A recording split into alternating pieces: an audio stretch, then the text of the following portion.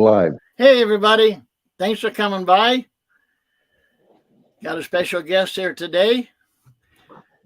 Um, my brother, Lance.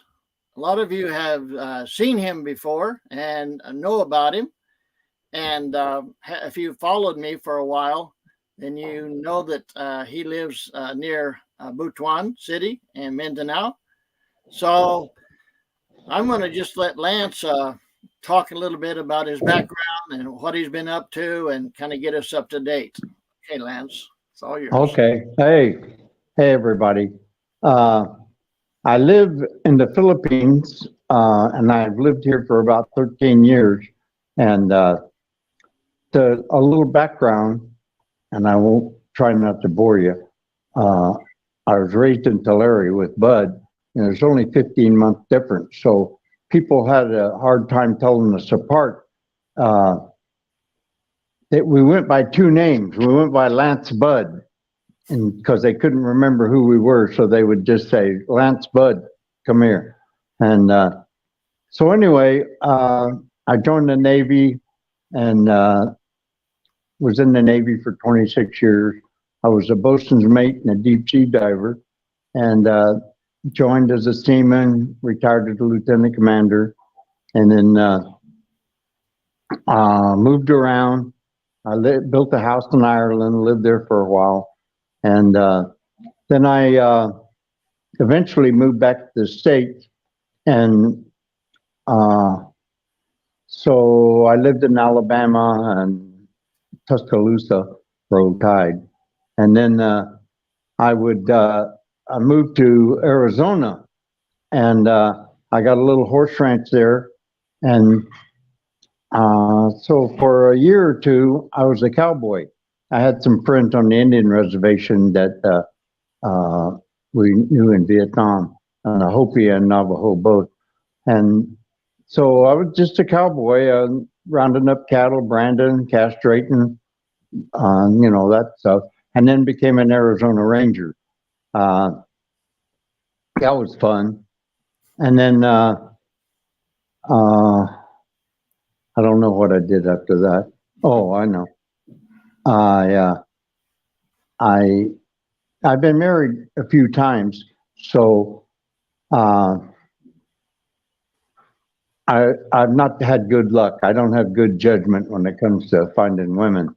So I decided to go on the internet, and but this time I'm going to raise the bar. I was married to a university professor, an attorney, Army helicopter pilot, and all of that. But I didn't have good luck. So this time I put on, when you go on the internet, you have to put the profile of the kind of person you're looking for. So this time I said, okay, I'm going to raise the bar. I'm going to get serious here. So I said, one, must be a Catholic. I'm a Catholic. Must not drink, not smoke. Must not have any children at home. Must be financially independent, and must have a PhD. And so I got a response from a woman, several responses, but one woman said, I'm only, I said must be 50 years old or older. And so she said, I got a master's degree. And so she sent me a picture. And once I saw the legs, I said, PhD not required. And so, good one. Anyway, I moved to Philippines. I first came to the Philippines in 1968, liked it, loved it. And Bud was over here. Bud married a Filipina, Gloria. And then so I moved over here. I met the love of my life. Everything was exactly perfect. And now I have a little farm here in Mindanao. And so that brings you up to date. That's my darling right there. And so I raised the farm. I have like corn, camote, cassava. I have an orchard that I have rambutan, mangosteen, guava, calamansi, and So I also have a small chicken farm for eggs. Lance, And stop right yeah, there for just a second. Sorry to interrupt, but we're getting people coming in making comments. I just want to greet everybody and hold that yeah, thought. go ahead. So, Mateo, thank you very much for coming by. And Edith, always good to see you again. Al, thanks for coming by. Appreciate it. Good morning. And he's looks like he's from Mindanao. Al Ah, Bruns.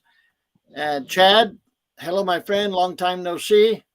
Tracky View, good morning. Or I don't know where you're at, but evening here.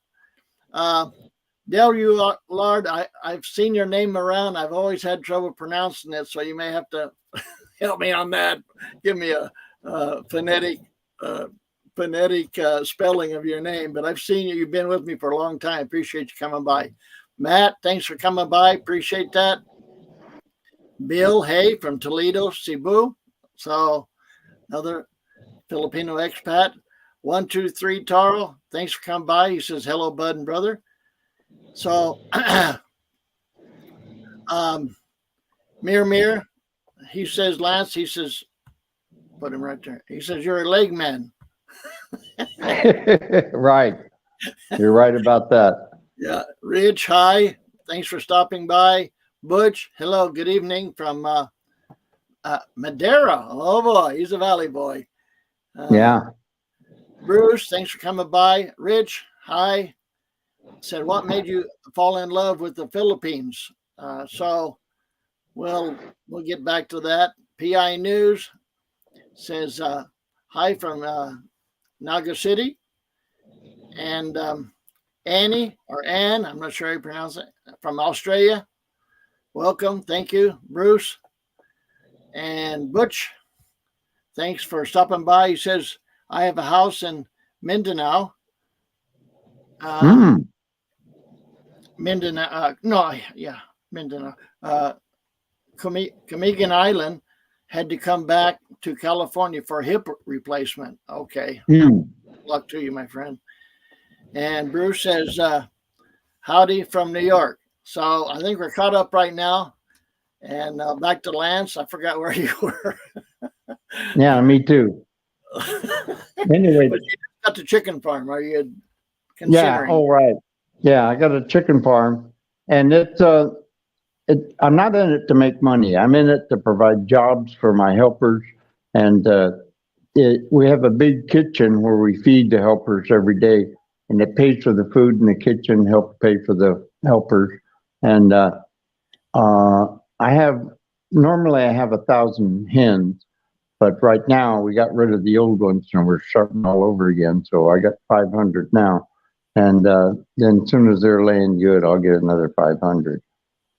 So why did I fall in love with the Philippines? It's the people, the atmosphere, the weather, they're so welcoming to foreigners. And what else? All of the above. Yeah. And you got your own place there. It's nice. I mean, yeah, and it's cheap. Right. Yeah, not the least of all the good factors. Right. So, I don't know if there's any. Go ahead. Go ahead. I always remind myself that I can get a haircut for $1. I know. Probably most everyone that stopped by is familiar with my situation, but I'll just make a real quick summary of it.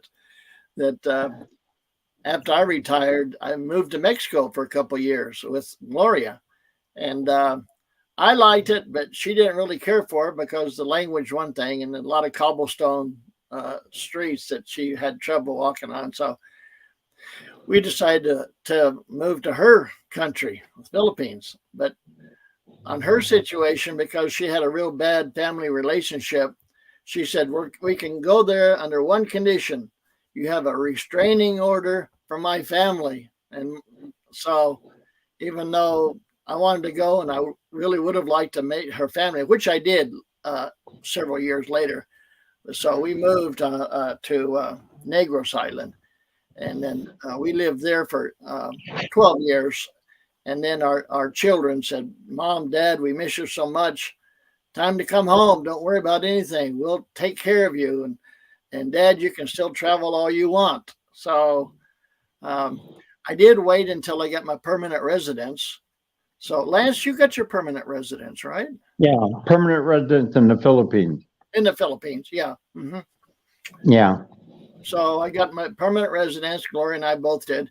And then we moved back here with our children in Campo, California, which is little bitty podunk.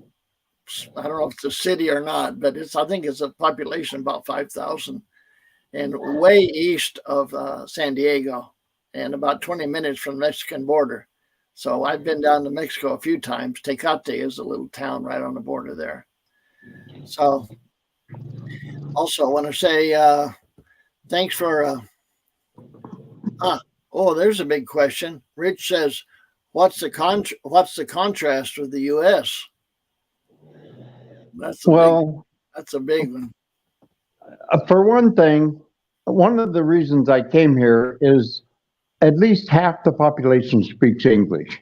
And I was looking at other places like Ecuador and things like that, and I speak a little bit of Spanish, but still Indonesia or Thailand or stuff like that, it's not so Americanized relative to speaking English.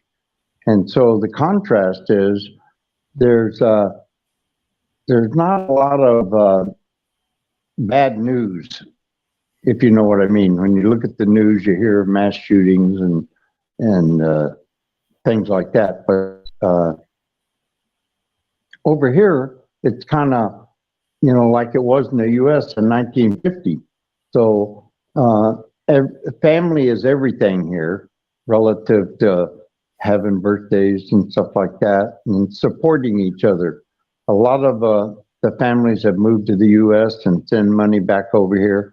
And so I can help a lot more people here than I could in the U.S. because of the financial situation. So there's, as far as the U.S. is concerned, it's a lot more convenient as far as going to Walmart and stuff like that. Yeah, and, that's for sure. And yeah, being able to drive wherever you want. Over here, you can drive, but I live in a little town. It's if I'm going to go to a city, it's about 50 kilometers. So and not as convenient. I mean, it has a couple of malls and stuff like that, but as far as being able to go down and buy groceries for the week, no, not really. I want to answer or recognize a few more people that just popped in. Reason I'm a little bit sensitive of this because the last live stream, Paul McGill and I, we got to chit-chatting so much that we kind of forgot that we had people that were asking us questions and were greeting us. It was a little bit kind of rude. Somebody says hi and, we don't recognize them. So I do want to tell everybody I appreciate you coming by. Rich says, I knew Sir Bud's love story from Pakai Lanman. How about Sir Lance? And so, Lance, I think this question came probably after or maybe before he had already answered it. So I'll just kind of repeat a little bit what he said and correct me, Lance, if I'm wrong. Lance went to a website and put his expectations for someone to meet on a high bar. He wanted a high education level and a certain age. And so he had several responses, but he found one that was just perfect. So, especially as he says, that's right. When he saw her, he took away the PhD level and said, good enough. So, is that about it, Lance, or am I messing anything up? No, that's about it. That's I just wanted to say you're breaking up just a little bit, so at least you know what's up. Okay, and I'm curious. You were frozen there. The video was frozen for just a couple seconds, but the audio was good. And so maybe you guys could let us know, are we breaking up, or is it passable? Also, Rich De La Cruz says, sending love from Porterville. Ha ha! I don't know if people know this, but that's where I taught school in Porterville. I taught 6th grade. So I don't know if Rich is probably young enough to be one of my students. I don't know. Rich, did you know that I had lived 20 years in Porterville? So I'll just look forward to that answer. And Phil Rose says, hi, bros. Glad to see you both from Los Angeles. So that's just, just a rock's throw away from where I'm living. Rich says $1 seems expensive for a haircut in a local barber. I think he meant right. Yeah. And Grateful Bamboo says hello from Vietnam. So Ah. Yeah, one day I'd like to go back there and visit. John Smith says hello from Norfolk, Virginia. So howdy. Yeah, I lived in Norfolk for a while. Okay. How long did you live there? You remember? About 3 years. Oh, okay. Yep. Spitfire Red, Spitfire Red's been with me for years and years and years. I always appreciate the comments. Al says sound here is good. Okay, well that's good. That's good to know. Yeah, it may be the Wi-Fi between here and the U.S. That may be the Wi-Fi between me and you. Oh, okay. Yeah, several people saying it's good. That's good. That's good to know. Yeah. Yeah, doing fine from here. Bill says it's working perfectly. Rich says Filipinos love families to the extent of taking in children past 18 years old. In the U.S., kids are expected to be on their own by 18. So what's your thoughts with that? Well, I'm going to answer first. And being a typical American myself, my kids, when they turned 18, hey, you can't hang around. Basically, you're out of high school. You got to go to college. You got to find a good job, or you're joining the military. So my children, they all joined the Navy, which we're a Navy family.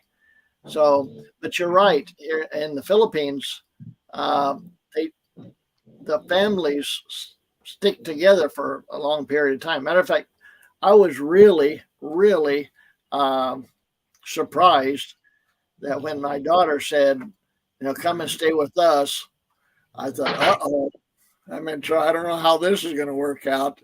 Because if you know my wife, Gloria, she's a firecracker, and my daughter is too.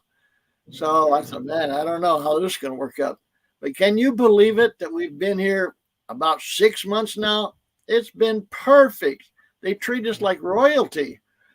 And matter of fact, I have to remind them once in a while, hey, I want to help pay for the expenses. No, you don't need to. I know I don't need to. But, for my own dignity and self-worth, I want to pay. I mean, we got a budget when we were living in the Philippines, not much for housing and experiences, but it was something. And so I finally talked them into letting me help out with the expenses. So that's the way my situation is right now. How about you, Lance? You got on your thoughts on that? Well, multi-generation families is the norm rather than the exception here as far as living conditions are concerned. And well, presently, our son, Sean's son, but our son now, is building a house right here on the farm. And so they're living with us while the house is being built. And so and in his family, there's 7 of them. So bringing 7 people to live with you would have seemed, but we got the guest house and we have other buildings and stuff like that. So actually it's been working out very good. two of the little girls are autistic, so they take a little bit of extra uh, taking care of, but they're just darlings. And the oldest one, uh, 5 years old, they've lived here now for about 3 months, and I don't think I've ever heard her cry.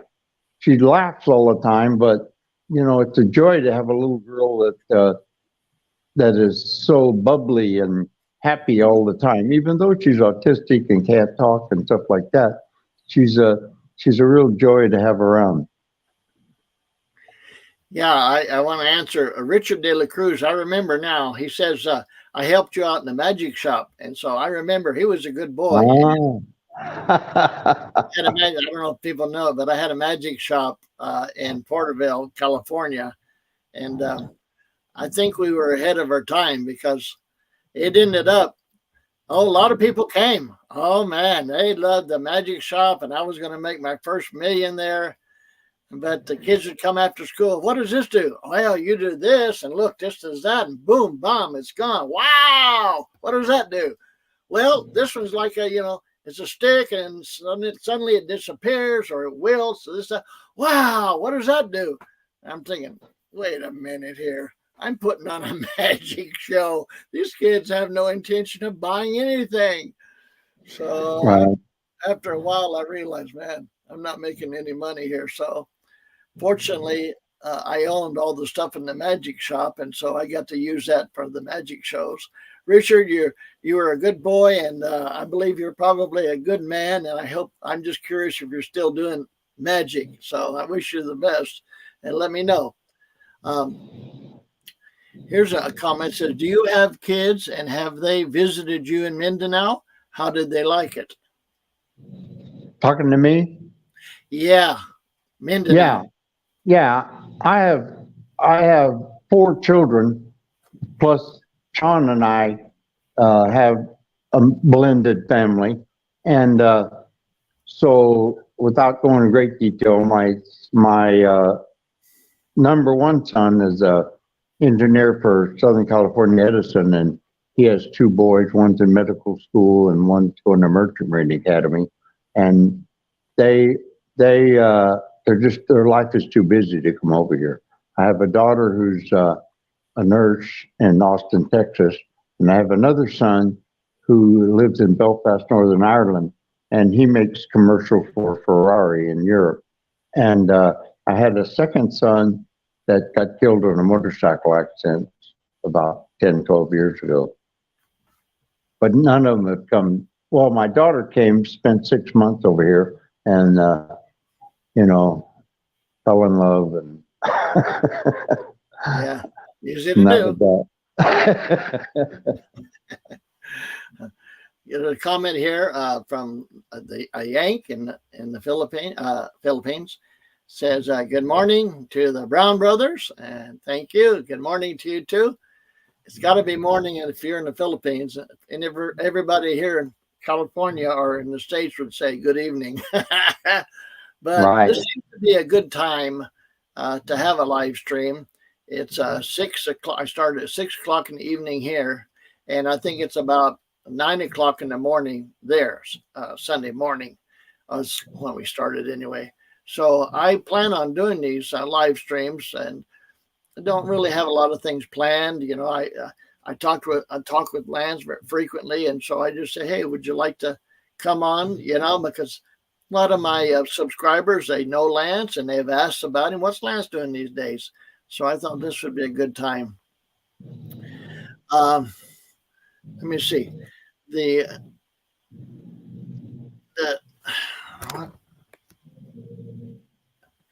Who's the disciplinarian between you and your Pinoy wives? Well, if you know me, the Gloria's, I want to keep her happy because we've been married so long that, I know I've said this before, but a happy wife is a happy life. But I've been got a lot of pushback on that, saying that was a feminist philosophy. But hey, when you love somebody, you want them to be happy. So that's our relationship. Lance, you got a good relationship, and it's been a while too. this time. Can you hear me? Yeah, I'm fortunate that my wife is OCD because she's the CEO of everything here. She's well, like our helpers. Now these are farm workers, keep in mind, but she went ahead and put a job description and have them sign it, and she does all the paperwork. And matter of fact, I bought her a T-shirt that says CEO, and she's she she kind of whatever she says, I do because it winds up being the best thing. Yeah. Well, I mean, She's a retired master. She's a retired master teacher, so you know she's kind of got that who was in charge before I got here attitude, which I appreciate. I get some good comments here. Art Park and Garden says, love your videos, Bud, and really love your farm videos, Lance. Try and post farm videos of your farm, Lance, and post it to Bud's channel. So Yeah, Lance always has an open invitation to, you know, anytime things, and there's always things going on, you know, in his farm. That's the way a farm is. And then I'm glad to post it. Richard De La Cruz. Richard says, I bet Lance has some crazy stories being a Navy diver. Yeah. Well, I'd like to say hello, guys. I know you got a viewer, John Chadell. He's out of Denver, Colorado, and John has was my dive partner for a couple of years, several years, and I was the best man at his wedding. So, hey, John, and I miss him, and we keep in touch, and so I got a lot of John Chadell stories, and maybe one of these days I'll get on here and tell. You better ask him to make sure it's for public. No, too bad. Too bad. Yeah, too bad. Well, it's about almost 30 minutes, and usually I don't like to run these things too long. You know, about 30 minutes. It's running close to that. We've got 61 viewers, it says, which is that's pretty good. And also, I want to just mention anybody that sees this video. This is live right now, of course, but when you see it in the future, I want to thank you for coming by. And even though you missed the live stream, you still get to see the video because it's being recorded. Also, this video is being recorded. I finally learned how to do this on Facebook and YouTube. So some of you may be coming from Facebook and some of you may be coming from YouTube. But anyway, I'm learning little by little how to technology. So if there's not any more questions for me or for Lance, I think we're going to wrap it up in about a minute. Any more questions? Okay, there's nobody writing unless they're writing, and of course you can always write comments in the video that's recorded. So don't forget, Lance, new farm videos, please. Yeah. Okay. So thanks everybody for coming by. Appreciate it, and like I say, I'm going to try to get a live stream going this time every week, but you know, no promises because you know how life is. All right, everybody, take care, and we'll see you later. Okay. Bud, give me a call. Bud, give me a call after this is over with. Well, after the live stream, we can talk behind the curtain. Oh, okay. Sounds good. Bye, everybody. Adios.